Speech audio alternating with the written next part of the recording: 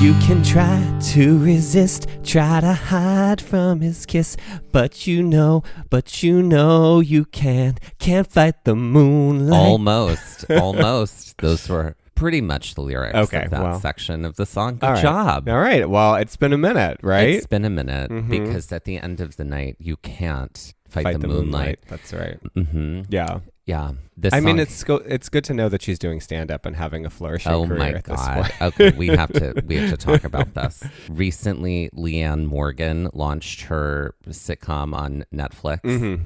And I was like, oh, Mike, I just watched Leanne Morgan's special. It's so funny. And her sitcom is so funny. And then separately, in a conversation 2 days later, you come to the conversation and say, oh, I'm sorry. I thought you were going to supply it for me. No. I say, so I think I heard that Leanne Rimes is doing stand-up now and has a sitcom. And you were like, Jerry Seinfeld mentored her. And I was like, that is literally Leanne Morgan. I was fed this information by somebody else, though. You were. And I was like, I bought it hook, line, sinker. You were. I was like, wow, Leanne Rimes, what a career shift. Well, I mean, I need to see it. She's multifaceted and multi-talented. Now I would like to see it. She probably could, but now I'm curious what that would look like. But what was your relationship with the movie Coyote Ugly? Oh, I mean, I feel like that was like a movie that was like middle school, high school. I remember I thought it was fun. We had Piper Perabo. We had all the girls at the bar. They had their own personalities. Piper Perabo sings one way or another and like causes the bar to stop having a brawl. I mean, this is like 90s camp movie, like quality happening all over the place. She wants to be a singer, and then they're like, well, you'll just sing at the bar every night because everybody loves you. Yeah, Melanie Linsky is in it. It's like one of her first films. Wild. I did not know that. She's like her best friend. I know. Yeah. John Goodman. I don't know because this is unfortunately for me a film I haven't seen, and what a gift I'm waiting for me when I do. And gay canon too, I feel like. And the thing that I find funny is like I was such a huge fan of Leanne Rimes growing up. Still am. Love everything. Love her stand up. Love everything she's up to. I'm just like I show up, I ride, but I laugh. I have not seen Coyote Ugly. Well, it is a gift. Like as a film. Oh, it's quite I remember when it came out because it was high school for me. Yeah. So I think it was early high school aughts. for me. Maybe middle. I don't know. Whatever. I don't remember when. Yeah. When we were young.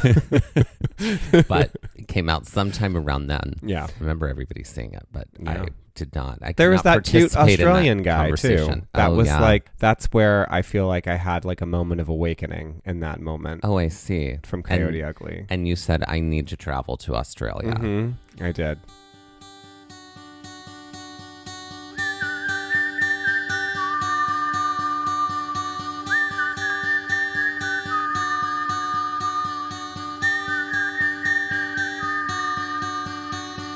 Looking for adventure, I want to follow on the trail, or get a little lost and let the wind fill my sails. Get up when the stars still fill the sky, don't wake the sun, there's so much to be done, and the day has just begun. Go where the postcards are real, you can feel, you can open your eyes and open your heart when you gaze at the national parks. At the national parks. At the national parks. Follow you, I'll follow you there.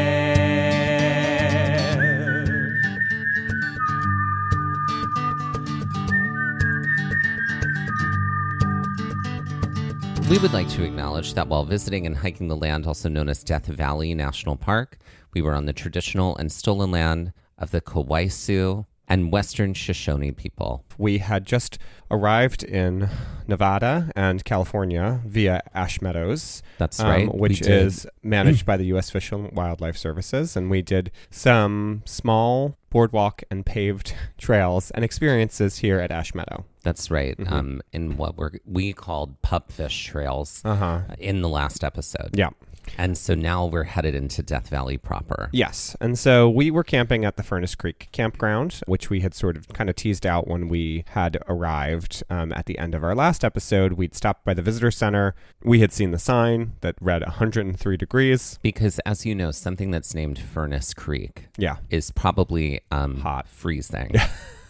We proceeded past the visitor center to the next exit or the next road, which was the entrance to the campsite. So we could walk to the visitor center from our campsite, but because of timing, we wanted to make sure that we stopped there first because we were about closing time. When we went in, there were a few loops in the campsite. Our campsite is also very close to a bathroom, so we've got sinks and bathrooms nearby. Typically, they give you those little caddies for your NPS pass. Yeah, to hang in your window, but they were like, don't do that because it'll melt. Yeah, they're like, don't leave it on the dashboard. Don't do any of that. They basically would give out pieces of slips of paper that you would hang in the dashboard, but they're like, we're out of those because of budget. Because of budgeting. Freezes. Yep. So so they were like, well, we're like, what do we do? And they're just like, you're fine.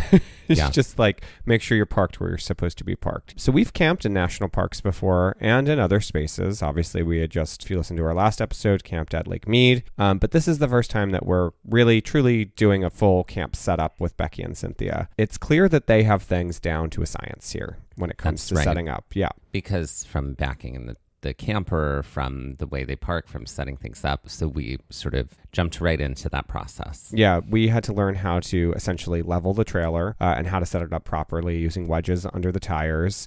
Backing the trailer in is definitely quite a science. I think that's probably the hardest. Did you have to back in at all? I think I did once, and it was like pivot points, a lot of pivot points. Yeah, and then we had to, there are legs on the trailer, the camper trailer that we had to kind of put down. Becky has a very unique camper in that it's got a pitched roof. Yeah, it's a pop-up camper, but it pops up to an angle. Yeah, it's very different. There were a lot of comments anytime we were near the trailer, like, that's such a neat camper. We don't see campers like that. Mm-hmm. Usually it's a flat roof, like with an accordion, or a lot of the times it is. We kind of need to do our tent setup. One of the first things we do is we move the picnic table from a very large open area to a spot that's in the shadow of the car. So that we could sit and eat in shade rather than in the direct sun. Yeah, and we put the camp chairs there too, so it was a little easier for us. And there are some trees here. This wasn't like a completely open, barren area. So we could have some shaded areas a little bit. Right, but they were low trees, nothing like super duper tall here. As we were setting up the tent, it was pretty windy. We decided, we were like, just like last night, let's not put up the rainfly. Let's leave the rainfly off. It'll help. It'd be cool. Move air through a little bit more. Yeah. Little did we know. Yeah. This also meant the world could see into our tent. All of them.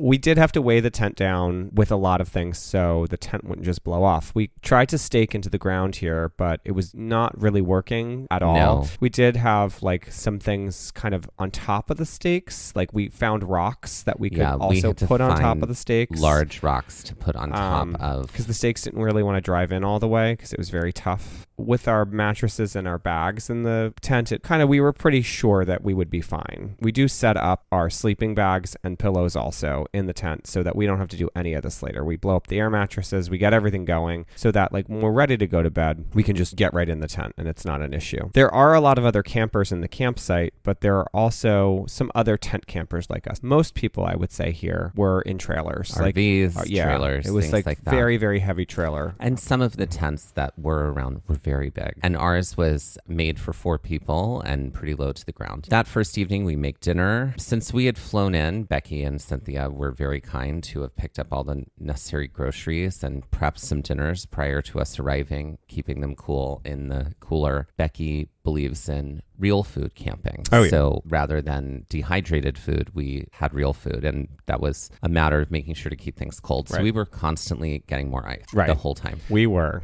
But we did fall into a good rhythm here between us making dinner, making lunch for the next day, packing packs, and making breakfast for the next day, which is always overnight oats done in reusable Talenti jars. Talenti containers. Not a sponsor. No, but it's a great use of the jar. That's right. They aren't stackable, but they are great for overnight oats. It's true. So the outdoor sinks were very nearby, and they were great for being able to wash dishes, wash hands, Fill water bottles. brush teeth, Yeah. all of those things. Yeah. So that we didn't have to necessarily go to the bathroom every time. And also campsites are pretty good about trying to have sinks that are not in the bathroom so Right. that you're not doing that. You're not washing food down the bathroom sink where you're also brushing teeth and washing hands and whatnot. Correct. And what started to happen as we were making dinner? It got very windy. As we started to continue to work to prep dinner, the wind was kind of super nuts. I've never seen wind like that. We had basically started to eat and had to gather all the food, rush into the trailer to eat because it was that much of a windstorm. The beds that are in the camper can convert to tables, but we just sat on top of the beds and like finished dinner in there. Yeah.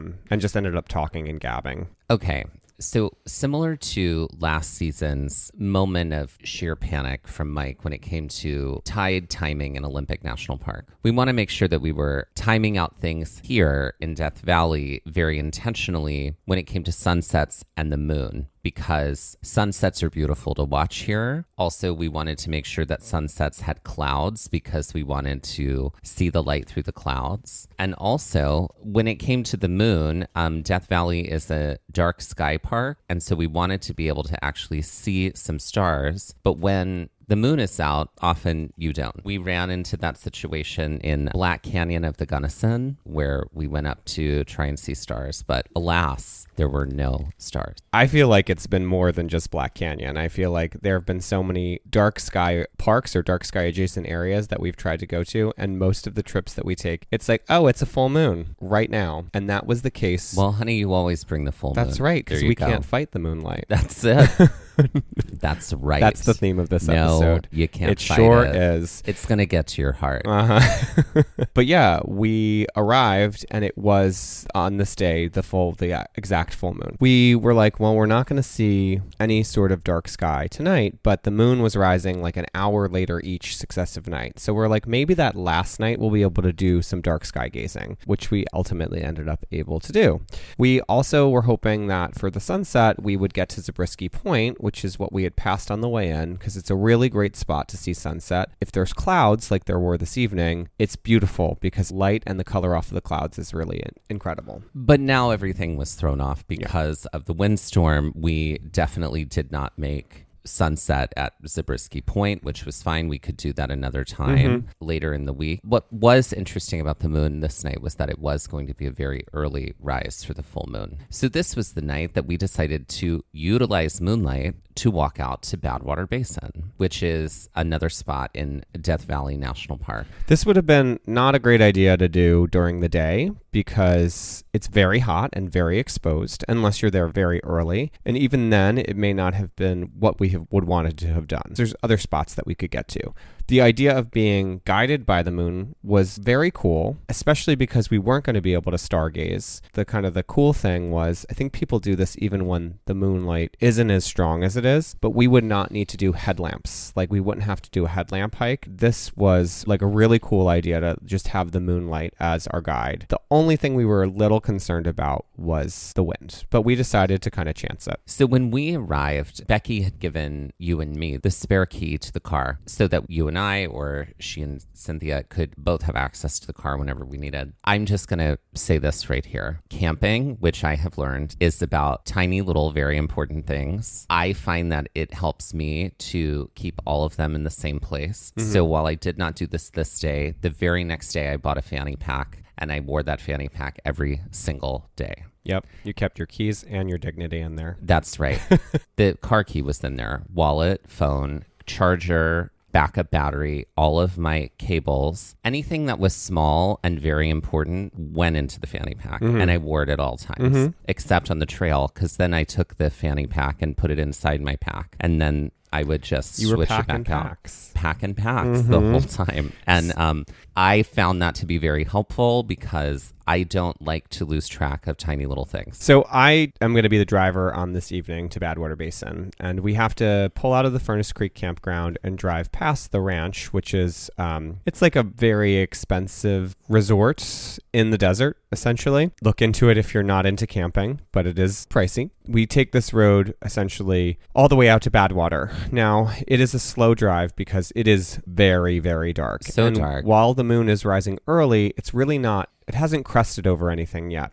It just has come up on the horizon, but we are in a bowl basically surrounded by mountains, so we're not seeing the moon proper just yet. The wind is blowing the car around too, which is always fun to be driving and having the wind push the car. Not great. The one thing that was nice was that there weren't a lot of other cars on the road and not a lot of other cars when we arrived at Badwater. We pull into the parking area for Bad Water Basin, which is pretty large, and we can see through the car lights that there is a dim light on the flats, which was great, and that there's a ramp that leads down to the salt flats as a way to like access them on foot. We get out of the car and the wind is incredibly aggressive. So we definitely like take another moment to think about this. We said, okay, so we could walk out, and if worst came to worst, when it came to wind, we could just turn around. So we decide that we will deal with the wind and that there probably won't be much sand blowing around here on the salt flats. So we open up the back of the car so that we can change shoes. And in that moment, my ballet flats, which are shoes that I mentioned in the last episode, they are not actual ballet flats. They are like flat They're little shoes. plimsolls. They're what? Plimsoll. Is that what we'd call them? Oh, okay. They're little flat shoes. I wear them off into the beach, but I always bring them camping because I always feel like I just want a pair of shoes that lives at camp that if I so I can use them around and not bring them into the tent kind of thing and leave other shoes like in a car. So we open the back of the car and my ballet flats flew away. And you ran screaming into the night. And I ran screaming into the night. And with that, let's take our first break. Hey, Mike, you know what I was thinking? What? Whether we're hiking trails in national parks or camping, it's so important for us to have a really good cup of coffee in the mornings. Oh my God, it's the thing that gets us up and gets us going, for sure. And if you haven't tried AeroPress coffee yet, you're in for a treat. AeroPress uses a completely unique brew method, and because of that, you get a delicious cup of coffee that you can only get with AeroPress. And it's a coffee maker that you can take with you wherever you go, and it doesn't break, and it isn't bulky. AeroPress combines the best qualities of a few coffee brewing methods into one brewer. A little French press, a little pour over, a little espresso, because it takes the best of all three. It just might be the best cup of classic coffee you'll ever drink. AeroPress was designed to fit your lifestyle. Unlike other brewers, you can take this exceptional coffee anywhere you go and along with any activity you do. Compact, durable, reliable, delicious. And it's convenient too. It's the fastest single cup coffee maker out there. 2 minutes to brew and clean. AeroPress is shockingly affordable, less than $50, and we've got an incredible offer for our listeners. Visit aeropress.com/gaze. That's AEROPRESS.com/gaze, GAZE. Again, that's promo code GAZE, GAZE, for 20% off your order. Hey y'all, it's Dusty and Mike with exciting news. That's right. It's our episode finder. It's all about making finding our episodes even easier. Want to find more episodes about hikes in Shenandoah? With over 10 episodes across 2 separate seasons, it would have involved a lot of scrolling and searching. Now, with our episode finder, you can find all those episodes with a few easy clicks. That way, finding an episode on Yosemite from season 1 is just as easy as finding an episode on Zion, Yellowstone, and Haleakala, all in separate seasons. With over 275 episodes in 35 different national parks, our episode finder will add ease when finding out more about hikes in these spaces. But it's not just about hikes by national park. We've categorized our entire library so you can find hikes by state, hikes by terrain, and hikes by difficulty. And all of our Trail Mix episodes are there too, so you can easily find our science-based episodes, interviews, and more. Planning a trip to Colorado and want to hear more about our adventures there? Want to grunt it out on some really tricky trails or learn more about glaciers, grasslands, and mountains? Just click the link in our show notes or on our Instagram bio, and it pops right up. You can also head directly to our website and look for the episode finder at the top of the navigation bar. Conquer one hike in one national park, one park at a time, with just a few clicks with our episode finder. Happy trails! It's time to play One Letter Change. This is a game that we have played many times before. It is a game where There are two words next to each other that we're trying to get the other person to guess, and the only difference is that there's only one letter that's different. So you're trying to guess a two-word phrase based on a clue where the two words are the same, save for one letter. Great.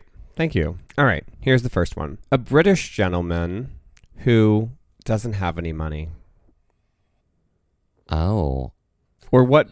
Is this so- now, hold on, is this like one, now are we switching a letter or have we just removed a letter in No, this it's situation? a switch. Because I was going to say cheap chap, Oh, I like that. which works, but that's one letter. Uh-huh. That's one letter removed. One letter removed, and this is No, one letter change. it's a common word that someone might use to say man or dude or bro. Bloke? Yep. Okay, bloke. There you go. Okay, got Mhm. it. Okay, great. Here's the next one. This bullet-shaped building on a farm, usually used to house grain, that's actually filled with a different soil type that's often found in rivers. Oh, okay. Well, I know it's silo, Mhm. but I'm like, is it phyllo silo? It's not phyllo. That's the type of dough that you use to make pastries, I don't even think that's spelled that way. and it's not spelled that way. Correct. No. Oh God. Is it? I came hard this morning, apparently. Is it Milo dough? Milo silo? I don't know. What's silo silt? Silo silt. Yeah. I know it's not a rhymer, which are... Got it. They're It's not a tricky. rhymer. Correct. Mhm. Correct. Okay. And here's That the last was really one. good. That was really good. So this would be a short word for someone who's fancy, ostentatious, glittery, if they also happen to be a grandmother, and the shortened word that you might use to describe them. Is it a... No. Is it a gram? That's right. You got it. Look at that. and Look at that. and that's one letter change. I might have also described that one as like a really, really fabulous small weight measurement. They could have been that. A glam too. gram. Yeah, it could have been that. Okay, so what did it sound like when I need you to do it because I cannot recreate it. I did not experience from the outside what I did, but I do want to say in this moment, for my own dignity, is that this was a completely visceral response, and it was completely genuine. Nothing about it was pushed, forced, or performative. This was completely right, like out of my feelings. Authentic. Completely authentic. So what exactly happened? I want you to describe it. I want you to describe it, and then I want you to impersonate what I said. No, but I screamed the phrase "my ballet flats." You did. I did. And so what did it sound like? My ballet flats! It was higher than typical. And to describe the moment, y'all, I mean, this was... They flew. They literally flew took into flight. the air. And I mean, like arcing into the air. Mm-hmm. And like... The parking lot's big. The parking lot is big, and they flew, and it's so dark, and they're like, and I thought in that moment that I had lost them forever. And I was, I'm not going to lie, very devastated You were. because I was like, these shoes have already, in the 2 days that we've been out and about around here, well, one day that we've been out and about around here, Yeah, this is still day one. they've already served me in so many ways. They And have. so in the moment, I was forced to make a decision. I was like, I either grieve the fact that they're gone right now in Or this I run moment, for my life. or I run after them like they are my children. And you did. I did. I You- ran after them like they were my You children. Sophie's choice for them. I abandoned the car where other things were about to fly out. Oh, yeah. And I ran after my ballet flats. The wind was aggressive. I've never seen wind like this. No, as Yeah. in like pushing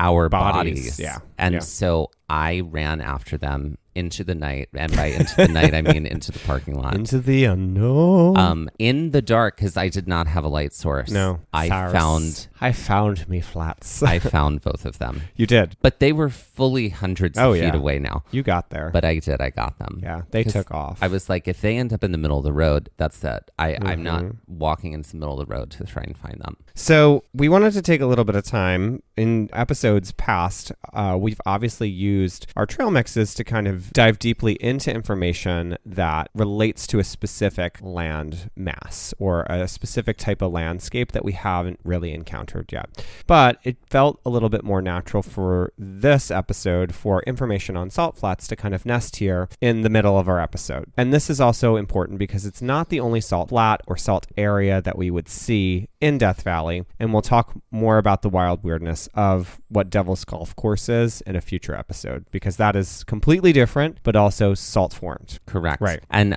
this was not your first salt flat experience. You've had one before when you were in Bolivia. I have. Tell us about that privileged experience. Yeah, there it is.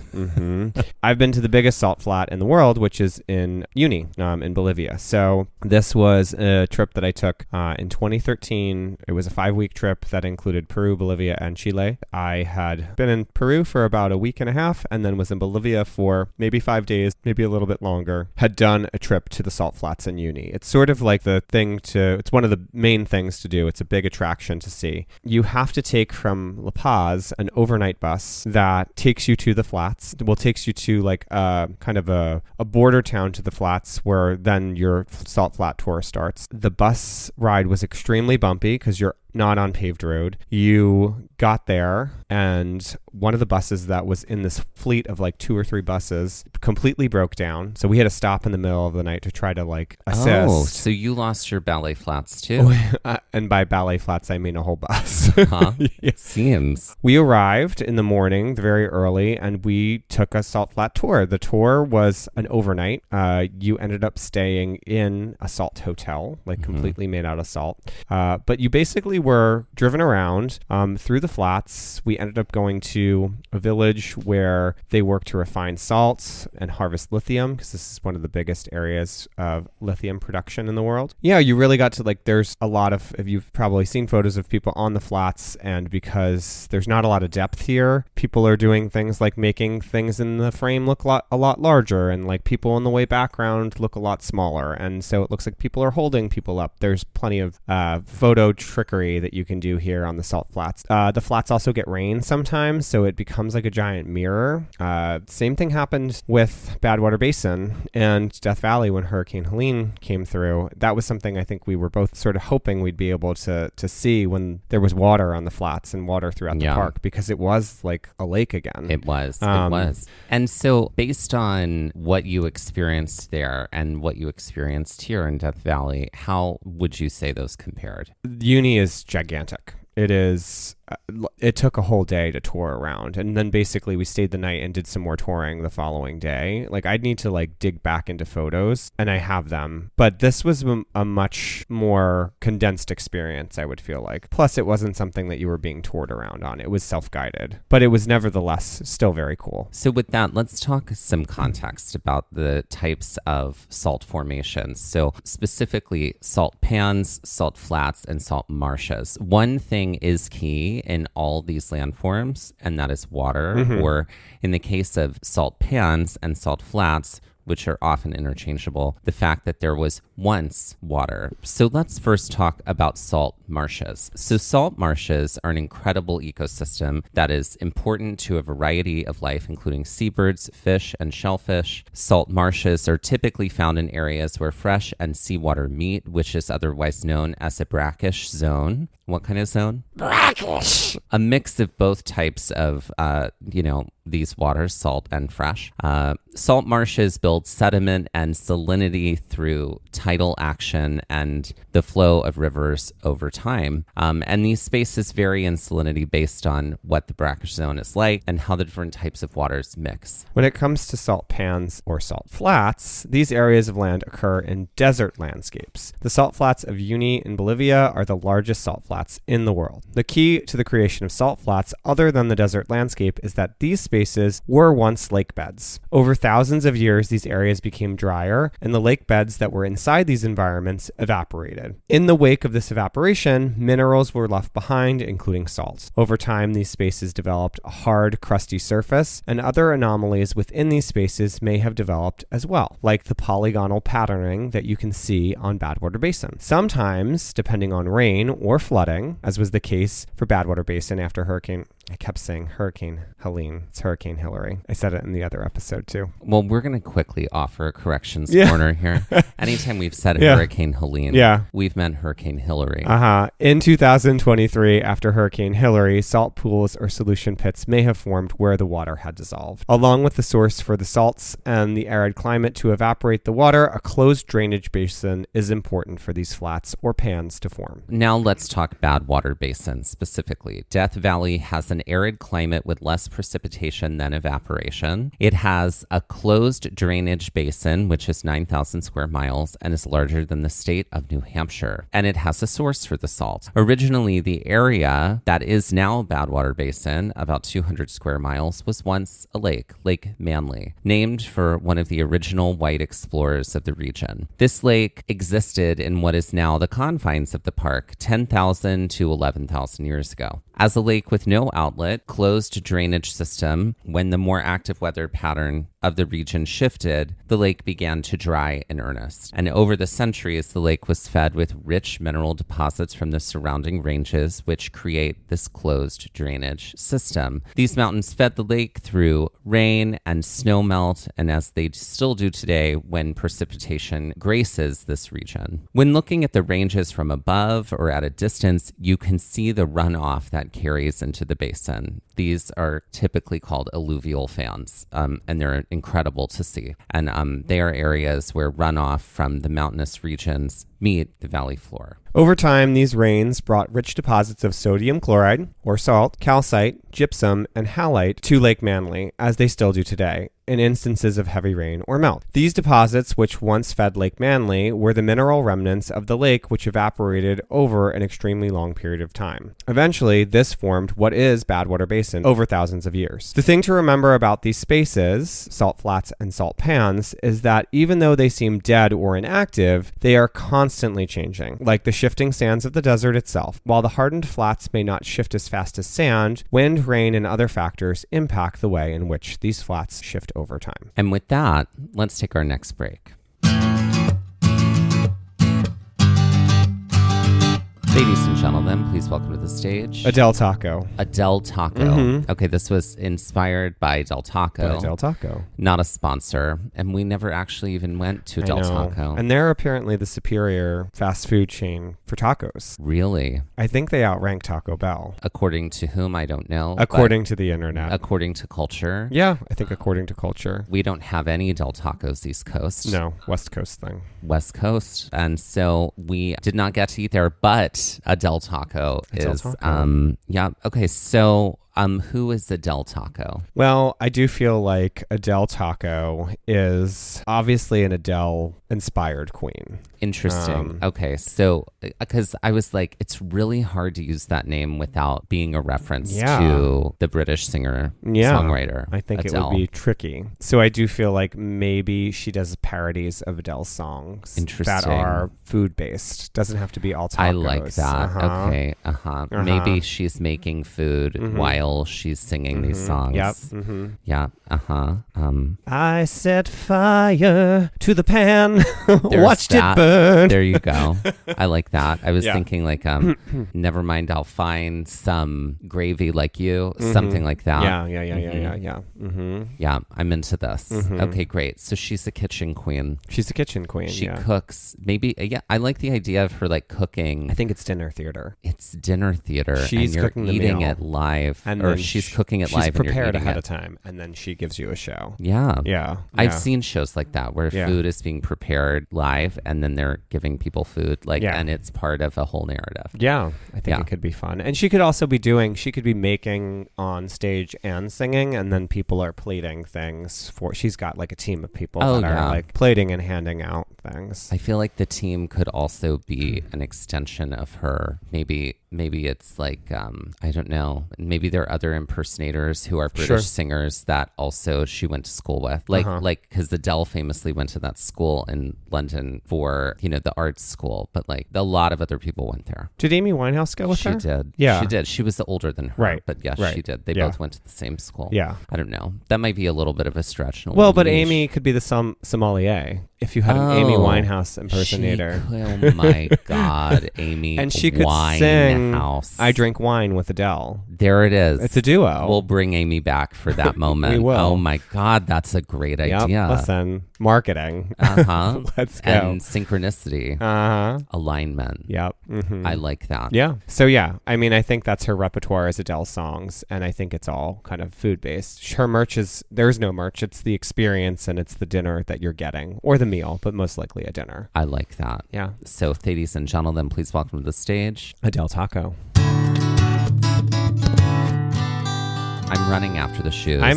I'm dead. I have fully died on the ground of Bad Water Basin laughing. Well, we're still in the parking lot, so Well, you're not on the basin, but we're in the parking might as lot. well be. Right. And yes, I was able to catch them. Mm-hmm. Luckily, we decided to put on boots for Right. this because thank God we did. Oh, yeah. Because the salt flats are not like kind of super flat There's a cragginess to them, but terrain. it's more of an issue of getting salt on a shoe that you don't want it to be on. Yeah. And the boots are going to be walking on all different sorts of surfaces. So putting them, on the ground in the salt flats to have a little bit more leverage was definitely a little bit better. And they'd be easier to clean in the long run, but they also definitely made a mess of things in the car. The salt was not easy to get out of the car. That is very Yeah, true. It so was not. just a So pro tip. everybody just be thinking about that. Have good plastic mats or good mats down that can deal with that. Yeah. Ballet flats retrieved and secured, and we decided it was time to get ready to go. So again, the parking lot is really large, and right along the parking lot you can see out and really get a great view of the flats. Mm-hmm. So it's a great way to pull in during the daytime to be able to see them if walking out there isn't your journey. And then there's also that central ramp that leads right into them. So we stand at the ledge, and I think I see a small child on the ramp, and it freaked me out. And That's right. It turned out to just be a ballard. a ghost. Yeah. It turned out to be a ballard and not the one that's sitting across from That's me right. now. No, Mhm. it was. And what is a ballard for those of us who don't use A ballard that word? is like a partition, usually on the side of a road. It's usually a column that's metal, could be stone, that is essentially a blocker so cars can't drive on that surface. Exactly. Usually looks decorative. Doesn't have to. So are we shocked that this ballard needs to be here in this spot? No, not at because I'm sure that people would drive their cars onto the basin. Oh, they sure would. If they were, if they could. Right. Yeah. The ramp Because is wide enough for cars. people are could go down menaces. it. So, Yeah. so there are a few cars parked here, but we don't really see anybody who's gone out onto the flats. So we do decide to journey out. So part of the charm about going out onto the flats this evening was that we wouldn't need our headlamps, as previously mentioned. You could obviously go out onto the flats in the evening, but unless the moon was full or very near full, a headlamp would probably protect you from totally eating it and falling on the flats, because there are some pitfalls that can happen to you. We'll talk about that in a second. Full moon was going to be our guide, so even though it was incredibly windy, we were very excited. That being said, and despite the fact that the moon was supposed to be up earliest this night, we definitely ran into some problems when it came to lighting. There was a big range in front of the flat where we were, and the moon had not quite gotten over that range of mountains yet. But we could tell when we got further out onto the basin that there was moonlight moonlight behind there because it was starting to get bright in that area, just like the moon had not fully come up yet. And there was moonlight on the range, also on the mountains on the other side of Badwater Basin and on the flats itself because they had a light glow to them. So basically we were in shadow and we weren't quite in the moonlight quite yet. Right. But we walk out a bit and the wind is at our backs, but this isn't terrible. It actually helps push us along a little bit, which we know will mean that we will likely be fighting the wind on the way back. Not that we were looking forward to it, but There's there always were a trade-off, right? always trade-offs, right? Exactly. So there's some people that are a little further out that we see.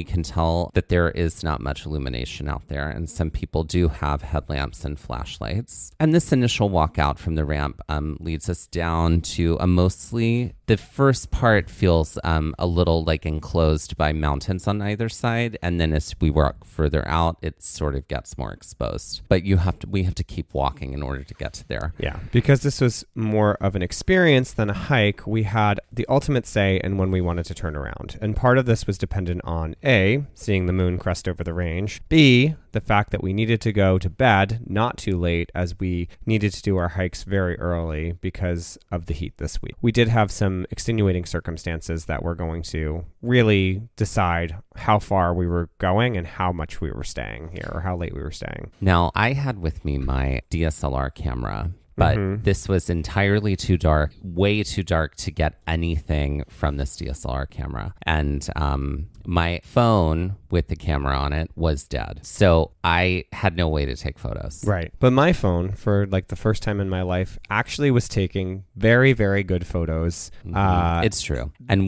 you were pissed. Well, you were it was very like, mad. I can't believe I don't have any way to take any photos. But it was, I was glad that you were able to get some. Right. And I had only known that it was good at taking night photos because I had been in Joshua Tree a few weeks before and had gone out while it was dark sky-y and was able to get some incredible photos of the stars. And the fact that yours wasn't working definitely was a point of contention for you. Well, you were able to take photos and also Cynthia was able to take photos. Right. But let's talk about people taking photos of you. Me? Just Yes. me? Well, of us. We were both in these. I let the evidence show that there have been many photo shoots where, no, that angle doesn't work. We need to do it again. Uh-huh. That's right. That's right. And that is in favor of, not every photo nails it. No, it's true. It's true. But sometimes when other people, third parties, take photos of you, I have learned that most of the time, 98% of the time, those photos are not going to look great. Right.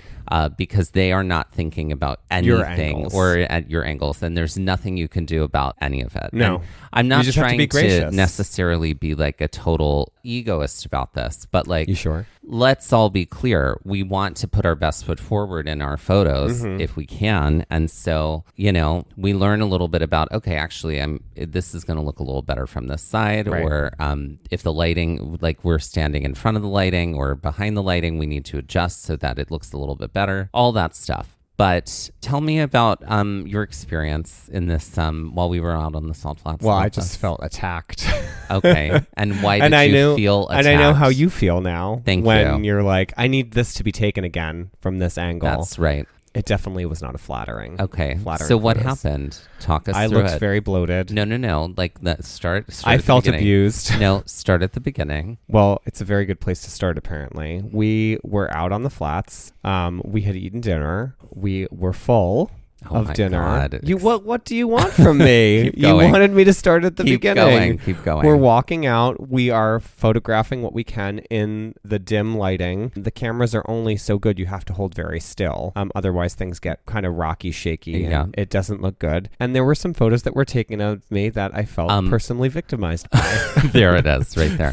Photos taken by some other people in our group who we won't name, but Well, it's like, let's figure that out. Deduce. and It wasn't and intentional. It was like, not no. intentional. No, But- it was definitely like, oh, this is great. Let me just take some photo. Right, it was coming from a completely pure, sure. beautiful place. Yeah. But of look at course, how we're allowed Mike to looks. have our opinions We and are. thoughts about And it, feelings. and feelings about it. But I felt like I don't they looked usually, great. Oh, and you there it is. I felt like everything was fine. You were unhappy with how things turned out here. Because usually I'm just like, that's fine. I'm happy with that. I don't have a problem. But I felt like my best self was not being and there it is. displayed. And so I had now a moment you understand. of humble pie from you. From me? Yeah, I was eating your humble pie. Yeah. I see. Just like generally speaking. Yeah, I was like, I get it. I get why he's like this now. That's right. That's right. Because sometimes we work really hard and we have goals for ourselves and we want our those goals illusions to are be shattered on display. And like sometimes mirrors. those illusions are shattered. Well, you know what? Listen, like there's a reason nobody can capture the sun in a photo. It's just too bright and beautiful. Too bright and beautiful. As we continue to walk out, we are on pretty flat territory. The one thing we had to be mindful of is holes that were in the flat. So these were interesting because they also had some water in them. Definitely didn't want to twist an ankle this early in the trip. So we basically had to keep our eyes down unless we were stopping. Even though it was a full moon, there were still pretty good stars out here. I would agree. Good light, despite the moon having not crested over this ridge. And this ridge would be something we would return to days later. That's right. That ridge would come back later. We could see from out here how the light was getting over the ridge, but it was just not quite. We were not quite getting a full moon here. Yeah. No, nothing. The further we got out, the range was looking brighter and brighter in that one area. So we knew the moon would eventually be up behind there. But we also passed some folks out here. They were on picnic blankets. Some had their dogs with them. We keep walking out and eventually we get into a more open area of the flats where the ridges of the mountains and the washes and the alluvial fans just like don't extend. So we're now in an area that's like even flatter and a little more open. Yeah. And this is where we see more of those polygonal formations where there are cracks that are in the surface that are forming them. And these desert ripples are sort of an iconic part of Bad Water Basin. And it took us quite a while to get to be able to see them. We had to travel out pretty far. These are interesting fractal patterns and they're made in the flats and they almost feel like sections of cobblestone or tile with raised grout that are in between them. And it's almost like these separate little islands or mosaic pieces of salt. We meander a little bit more and keep looking for the moon to crest. Getting close, we thought, let's just hang on for a few more minutes. It's going to happen. But unfortunately, based on timing and getting ourselves up and early, we had to make the call and turn around. We turn around and it's a little gusty at this point. There were moments of wind, but it isn't terrible. And there are very few people on the basin at this point. And it does take us like a decent amount of time to walk back to the car, at least a half an hour, especially with the wind in our faces. When we make our way back to the car, we change out of our boots and back into our sneakers as to minimize the salt in the front part of the car. This was sort of a losing battle, but we make it work to the best of our ability. And I very sleepily, although actually awake, drove us back to Furnace Creek along the windy road to the campground. We do get to catch some glimpses of the moon as we're driving, which did feel like a slap in the face here. And that being said, we did really have an excellent experience on the flats. And it is something I would absolutely recommend doing, even if you don't have moonlight. Take a headlamp out. We get back to the campsite and we see that a tent that was set up across from us had been a very tall tent, completely like picked up and moved and was just like in the bushes. There was the car that was there earlier was not there. We just assumed. Did they abandon a tent? Maybe. I don't know. We had no idea what happened to them. We assumed they'd found a hotel somehow and decided to stay there because the wind was... Flash forward to the next day, we did see them breaking down the tent. Yeah, we did. And so they did come back for it. Yeah. But our tent that night was still intact. We did have to like shake out everything from the tent that night because it was full of sand. Yeah. The wind had taken sand and put it inside of the tent. So we did the best we could. And it was really fine sand, like really, really fine sand, like almost like flour. Yes. Yeah. Yeah. And it was everywhere. And we decided to sleep with the rainfly open or not with it off in the tent because we didn't want to get too hot. But that proved to... just like werewolves impact our literally, sleep. I mean, it was like the full moon was over us. It was like sleeping in a room with a bright light on. And with that, we know we can't fight the moonlight. That's it.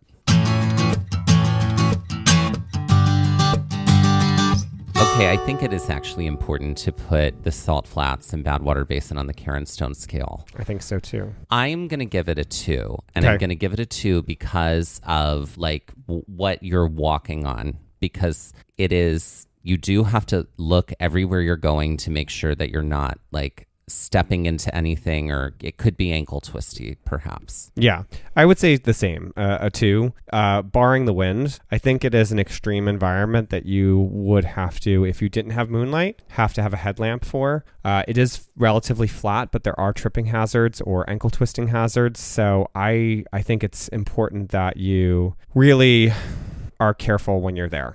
It's not for everybody, but it is something cool to do if you can. So Absolutely. a 4 out of 20. 4 out of 20. And Or now let's 2 out of 10 if we're reducing. Yeah, or 1 out of 5. Or 1 out of 5. Let's end this episode with some Jeopardy style trivia. Great.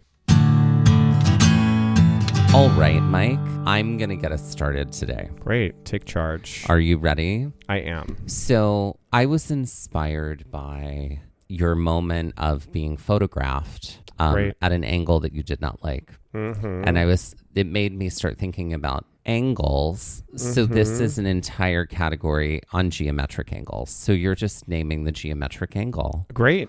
Are you ready? I am. Okay, so for 100, this type of angle that measures in at less than 90 degrees also sounds like the way one might describe a puppy or a kitten or a play that they just saw that they didn't care for. What's a cute? That's right. Mm-hmm.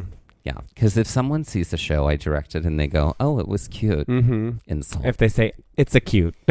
Cute, right? Mhm. Okay, for 200, I guess you could have also described like a sharp, quick, one-time pain. Mm-hmm. Cute. Yeah. For 200, this type of angle measuring at 90 degrees is called this, the thing that Mike wants to be at all times and is often, but not every single time, even though he wants to be.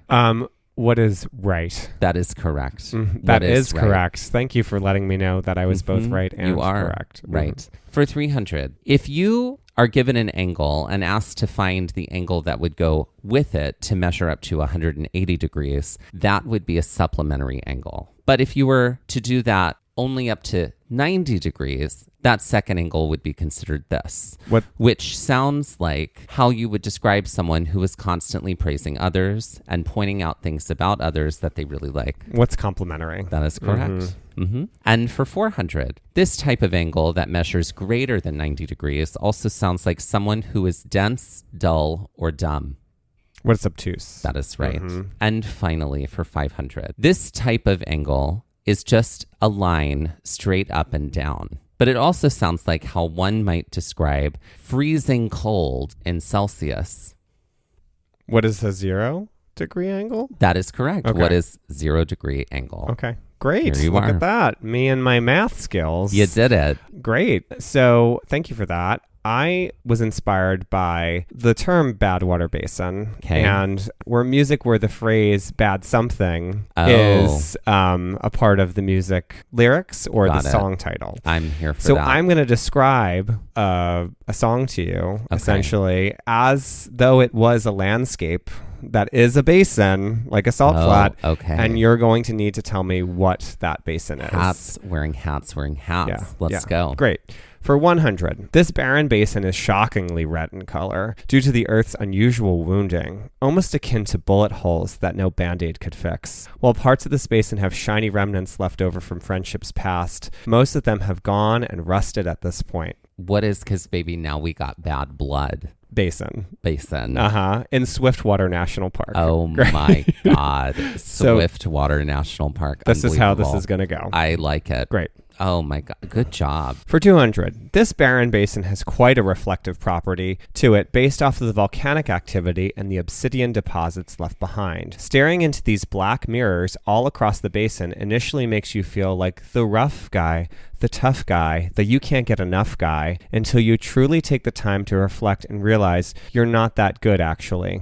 Oh God. I don't know. In Eyelash National Park.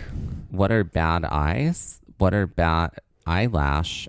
What is bad mascara? I don't know. So I couldn't really give you term like Swiftwater, like giving it away. I have a national park name for each of these if I need to give you the hint. Okay. So What is eyelash that? is what this particular singer refers to her fans as. So think of what that sounds like as a name, and then think of the song. I have no idea. Maybe I'm Feel like you're the uncultured. rough guy, being all the tough guy. No.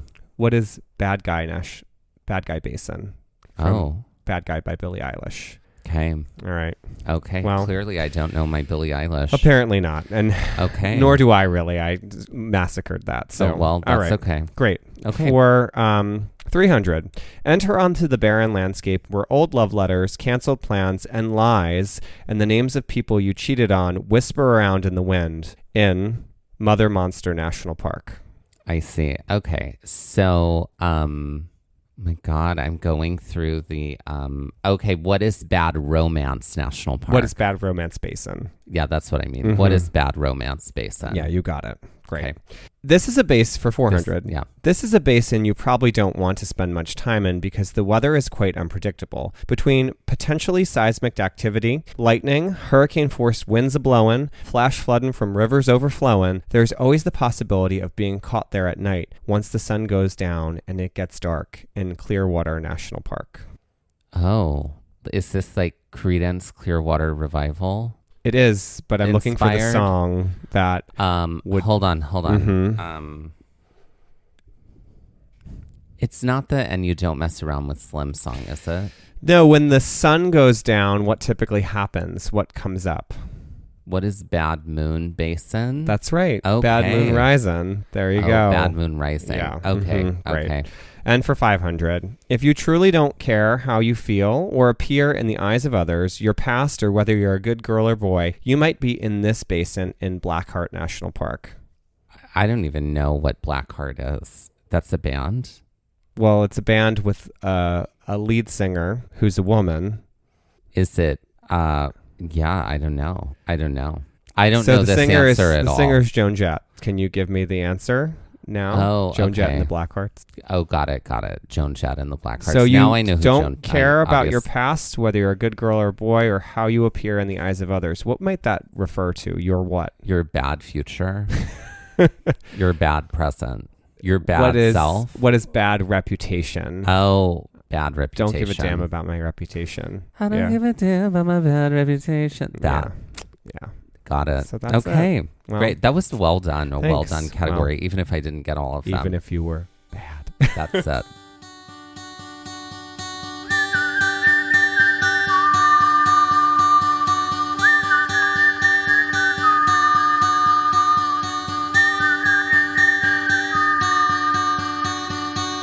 Looking for more episodes like the one you just heard? Then be sure to check out our episode finder for episodes by park, state, hiking difficulty, and terrain, as well as all of our Trail Mix episodes in one helpful place. Click the link in the show notes of this episode, our Instagram bio, or visit our website to make your listening experience even easier. This has been Gaze at the National Parks, the podcast, and we're here to remind you to hike early and hike often, and that adventure is always out there. Gaze at the National Parks was created, produced, edited, and hosted by us, Dustin Ballard. and Michael Ryan. To see images from this episode, follow our Instagram at Gaze at the National Parks. To contact us, email us at gazeatthenationalparks@gmail.com. And to find out more about the parks visited on this show, visit our website, gazeatthenationalparks.com. That's Gaze, Gaze. All original artwork featured on Instagram and on our website is by me, Michael Ryan. All original music was written and performed by Dave Seaman and Mariella Klinger, with Sean Sklios on guitar. Our music producer is Skylar Fortgang. We would also like to acknowledge that while recording this episode that we were on the traditional and stolen lands of the Lenape people, also known as New Jersey.